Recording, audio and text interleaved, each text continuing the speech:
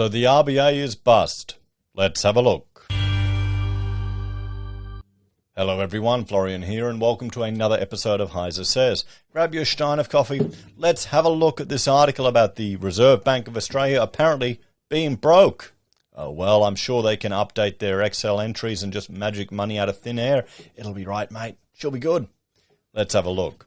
The Central Bank of Australia on Wednesday made the astonishing admission that it is basically bust. Its entire equity has been wiped out by pandemic-related bond buying. Of course, the Reserve Bank of Australia is a central bank and can print money, so it can work its way out of a situation that would bankrupt a conventional bank or company. Still, as the US Federal Reserve meets today on interest rates, it's an interesting insight into the challenges other central banks face as they attempt to reconcile COVID stimulus with post-COVID inflation and economic emergence. The RBA began its bond purchasing program in November 2020 as the second stimulus package in response to the pandemic. The first round of measures saw it slash rates to record lows and set up a term funding facility offering cheap 3-year funding to banks. For the bond buying, the central bank bought Australian government bonds and semi-government securities in the secondary market to lower interest rates on bonds maturing between 5 and 10 years out. The program was extended yet again. Ultimately, the RBA bought $281 billion in national, state and territory government bonds. Now the bill has come due. The RBA will announce its full year results for the Australian fiscal year through to June 30 in a month or so, but they won't be pretty.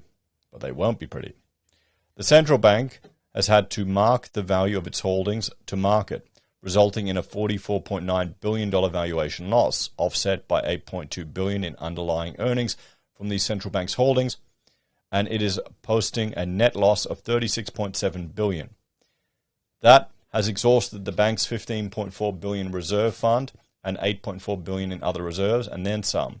So the RBA is in negative equity to the tune of $12.4 billion.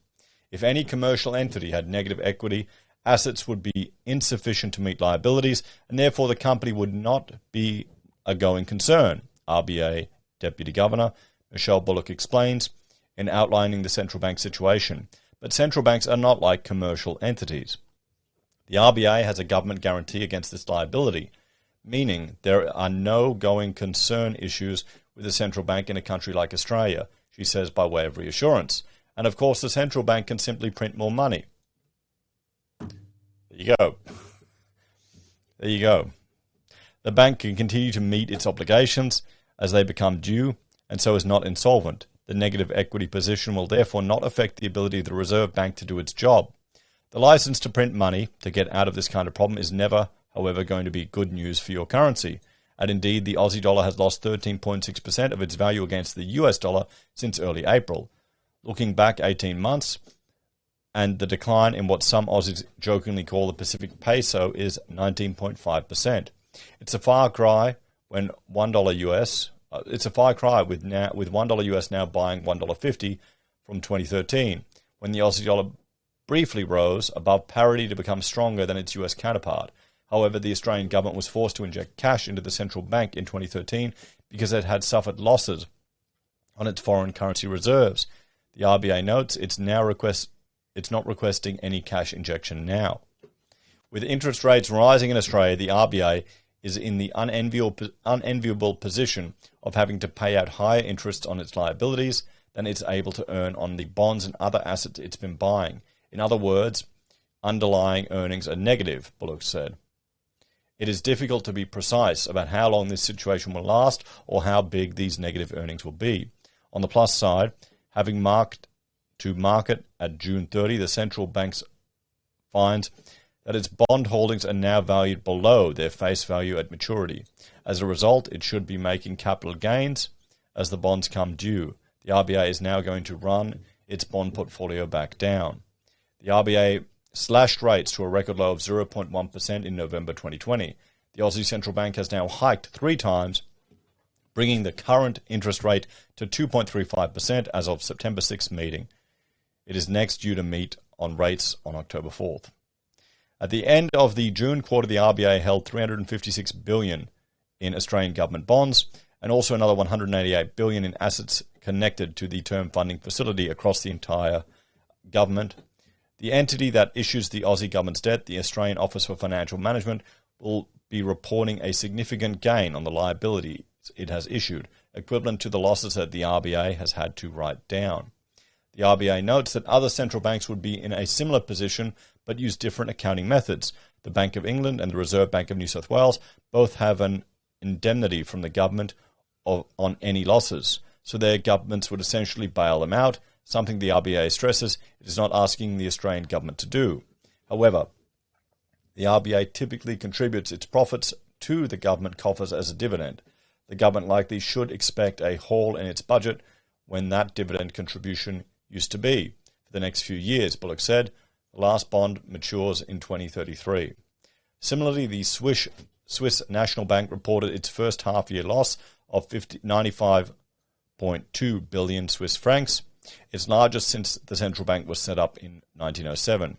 Falling bond prices and the appreciation in the Swiss franc ate into its huge foreign currency holdings, but like the RBA, the loss is on paper until the bonds mature. The bottom line, Bullock says, is that central banks had to spend their way out of the pandemic crash if their economies were going to stay afloat. In that sense, the RBA's bond buying broadly achieved its aims, she concluded. So there we go, everyone. Let's have a talk about this. Is anyone surprised? Don't worry, they can just generate money out of thin air to deal with these issues. It's essentially what they did. And it's pushing forward the cost and expense of all of this, the burden that we're going to bear, and future generations will have to pay the price. So, well, maybe it's another argument for putting your wealth into hard assets that can retain their value. What do you reckon? As always, thanks for watching. Check out my other channel, HeiseBim and HeiseSays International, for other content I discuss. If you want to support us, there are a few ways you can. Support the channel on YouTube or Patreon. Use our referral links on Amazon, eBay, Independent Reserve or AussieBroadband. Buy our pocket squares or call us if you need an architect. Take care, everyone. Have a great day. And I'll see you in the next episode.